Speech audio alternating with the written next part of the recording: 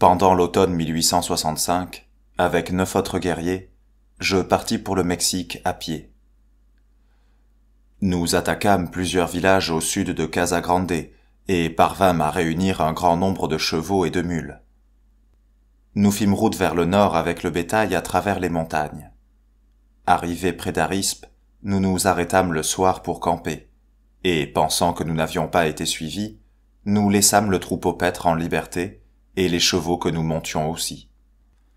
Nous les avions mis dans une vallée entourée de montagnes, et avions installé notre campement à l'entrée de cette vallée, si bien que les animaux ne pouvaient s'échapper sans passer par notre camp.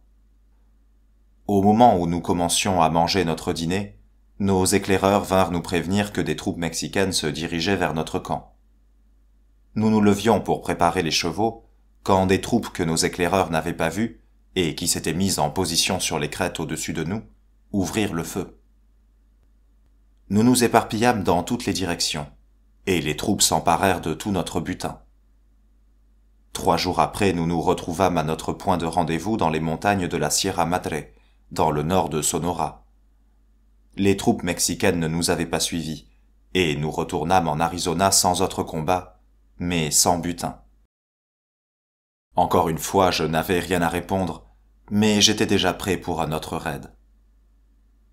Au début de l'été suivant, 1866, je pris 30 guerriers, et à cheval nous partîmes pour le Mexique.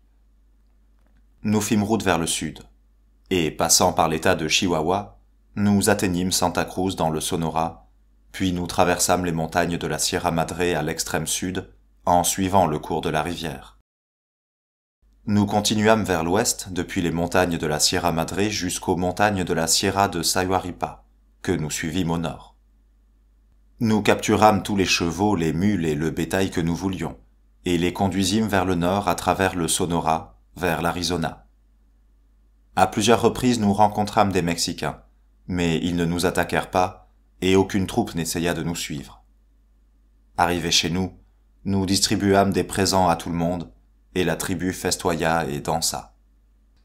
Pendant cette expédition, nous avions tué une 50aine de Mexicains. L'année suivante, 1867, Mangus Colorado, à la tête de 8 guerriers, monta un raid contre le Mexique. J'y allais en tant que guerrier car j'étais toujours heureux de me battre contre les Mexicains. Nous chevauchâmes vers le sud, à partir d'Arispe, jusque dans l'état de Sonora. Nous attaquâmes des cow-boys, et après un combat où 2 d'entre eux furent tués, nous prîmes tout leur bétail et remontâmes vers le nord. Nous voyagions depuis 2 jours et avions négligé d'envoyer des éclaireurs.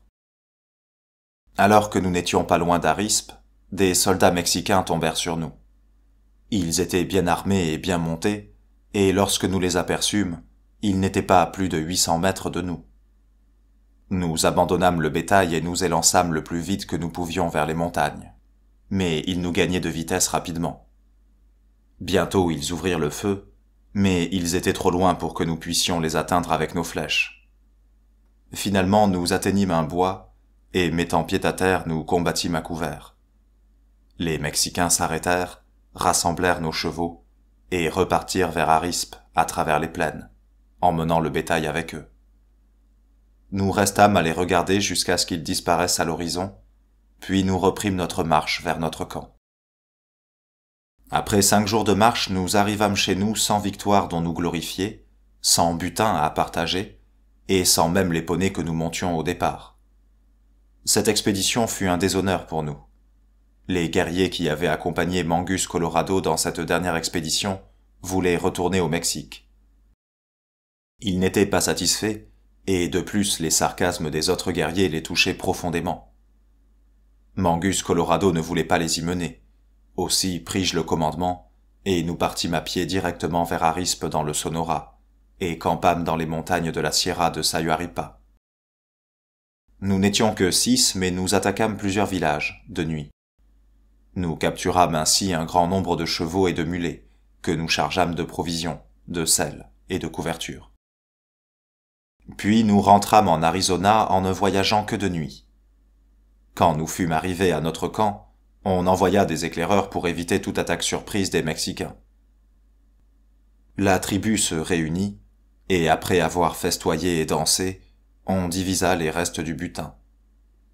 Mangus Colorado ne voulut pas recevoir sa part, mais nous ne nous en préoccupâmes pas. Aucune troupe mexicaine ne nous avait suivis.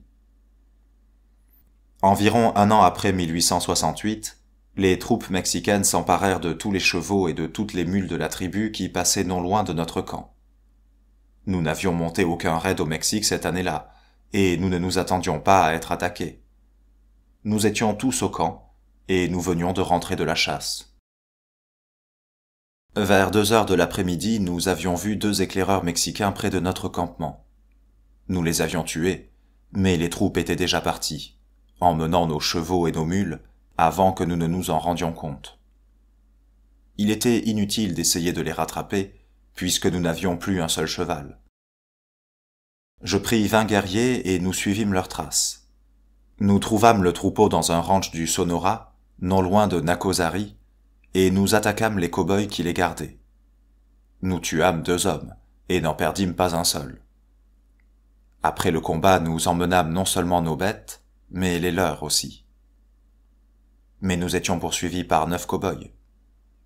Je laissai le troupeau continuer sa marche, et restai en arrière avec 3 guerriers pour empêcher qu'on l'attaquât.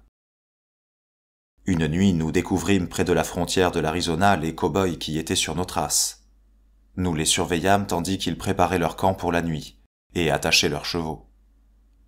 Vers minuit, nous nous glissâmes dans leur camp silencieusement, et détachant leurs chevaux, nous les emmenâmes avec nous, laissant les cow-boys toujours endormis. Puis, au grand galop, nous rattrapâmes nos compagnons, qui pour plus de sûreté ne voyageaient que la nuit. Après avoir joint les chevaux des cow-boys au troupeau que nous possédions déjà, nous retournâmes en arrière pour voir si nous étions suivis. Ce que firent ces 9 cow-boys le lendemain matin, je ne le sais pas, et je ne l'ai jamais su, car je n'ai jamais entendu les Mexicains en parler. Tout ce que je sais, c'est qu'ils ne nous ont pas suivis puisque nous ne fûmes pas attaqués. En nous voyant arriver, la tribu se réjouit grandement.